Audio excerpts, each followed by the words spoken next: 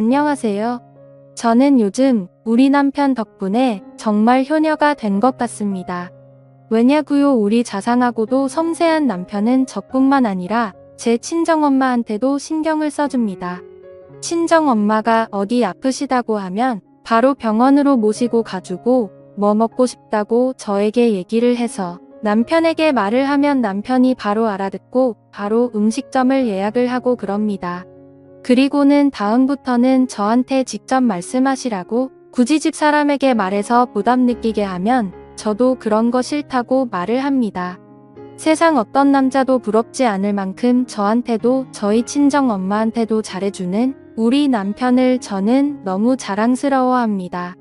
그래서 친구들한테도 우리 남편, 내 친정 엄마한테도 엄청나게 잘해준다고 입이 아플 정도로 자랑했습니다.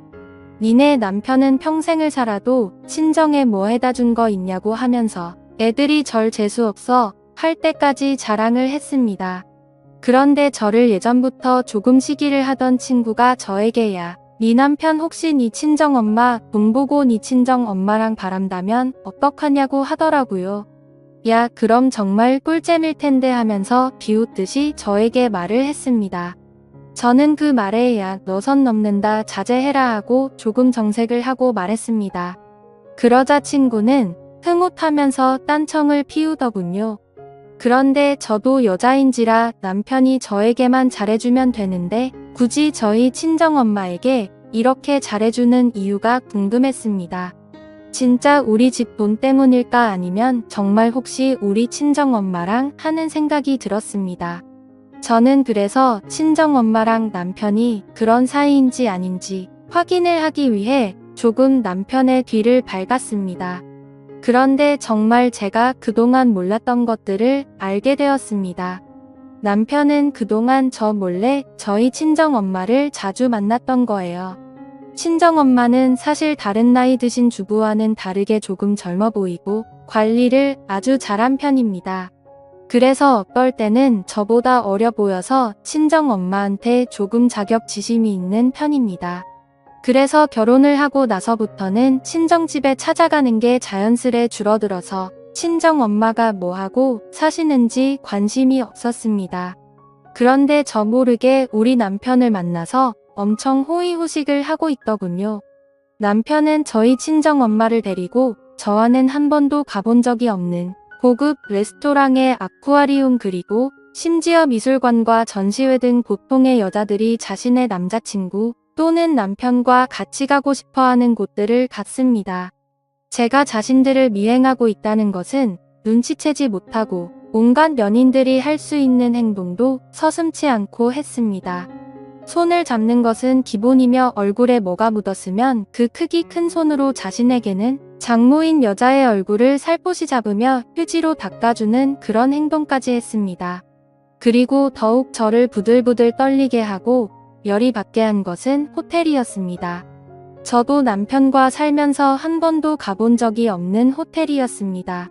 집에서 그냥 밥 먹거나 여행을 가도 그냥 당일치기로 갔다 오는 것을 좋아하는 남편이었는데 제가 알던 남편은 다른 사람이었습니다. 자기 장모와 함께 있는 남편 놈은 활짝 웃으며 어떤 호텔이 좋을까? 또는 장모에게 자기라고 부르며 어느 호텔을 가야 더 좋은 서비스를 받을 수 있을까 등등 저한테는 전혀 보이지 않았던 모습들을 보이며 저를 더욱 비참하게 만들었습니다. 저는 그렇게 둘이 미행하던 도중 갑자기 너무 비참한 나머지 도중에 집으로 돌아왔습니다. 나는 이제 남편에게 관심거리 중에 10분의 1 정도도 차지하지 못하는 건가 하는 생각과 함께 정말 남편을 어떻게 해야 하지 온갖 생각이 들었습니다. 바로 그 순간 집 현관 도어락 비밀번호를 누르고 남편이 들어오는데 저는 눈이 돌아버려서 제 옆에 있던 석고상을 남편에게 던졌습니다. 그 석고상은 정확히 남편의 머리에 맞았고 남편은 결국 119 구급차에 실려가게 되었습니다. 저는 구급차에 따라 타고 병원으로 이송이 된 후 남편이 응급실에 누워서 치료를 받는 도중에 그냥 병원을 나왔습니다. 그리고 제 친정엄마에게 가서 당신이 잘 가지고 놀던 내 남편이 지금 병원에 있으니 한번 가보라고 그렇게 말했습니다. 친정엄마는 사색이 되어서 병원으로 달려갔고 저는 제 집으로 가서 커피를 마시면서 어떻게 상황이 발전해 가는지 기다렸습니다. 저에게 아무 연락도 하지 않는 친정엄마는 제 남편을 데리고 집으로 왔습니다.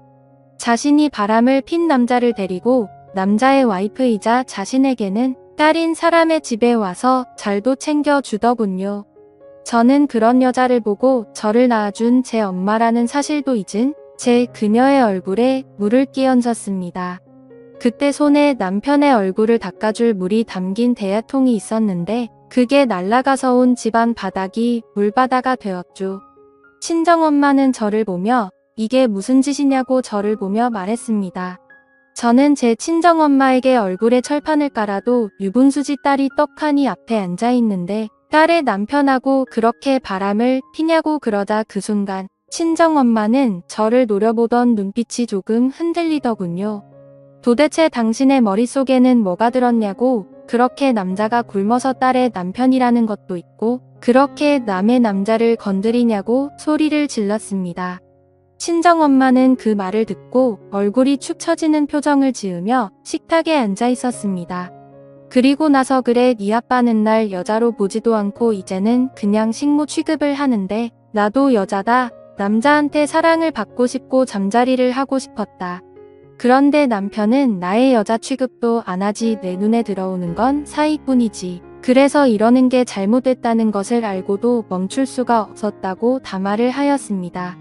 저는 눈 하나 깜짝하지 않고 그 말을 다 듣고 나서 몰래 켜둔 녹음기를 보이며 그러냐고, 이걸 남편에게 들려줘도 상관이 없겠네 하며 친정엄마에게 말했습니다.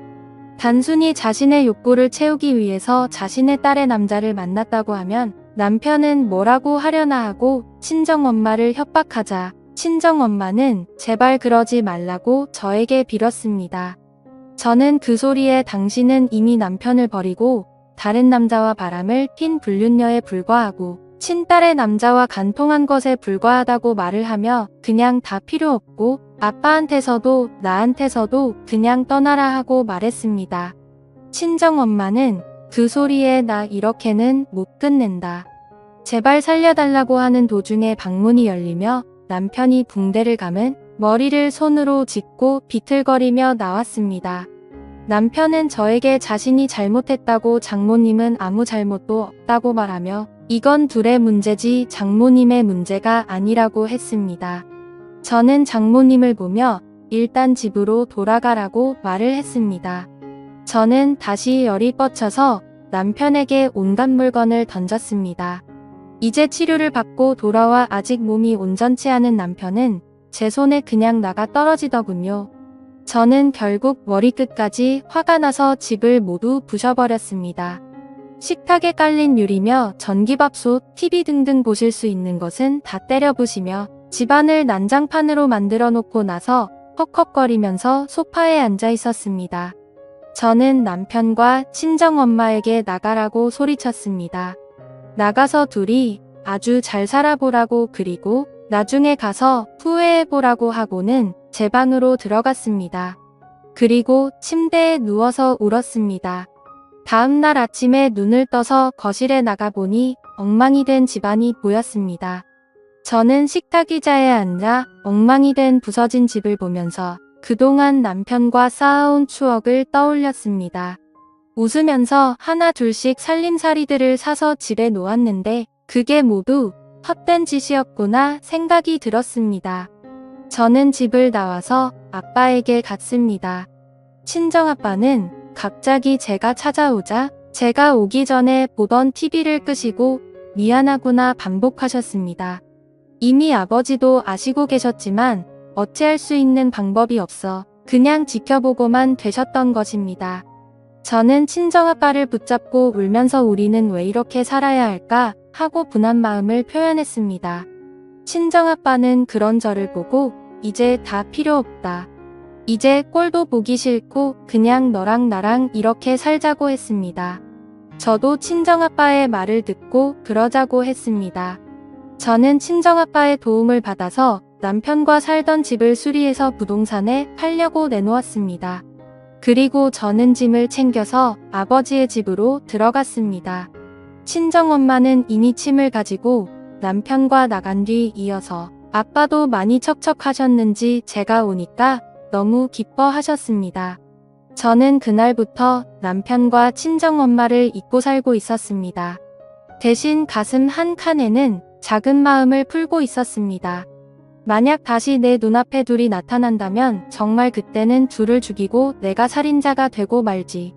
그들이 행복해하는 모습을 못 본다고요. 이런 일이 세상에 존재하는 일일까 하는 마음으로 꾸며낸 이야기라고 생각하겠죠. 하지만 실제로 겪은 사람은 정말 지옥보다 더 심한 고통을 겪으면서 살고 있습니다.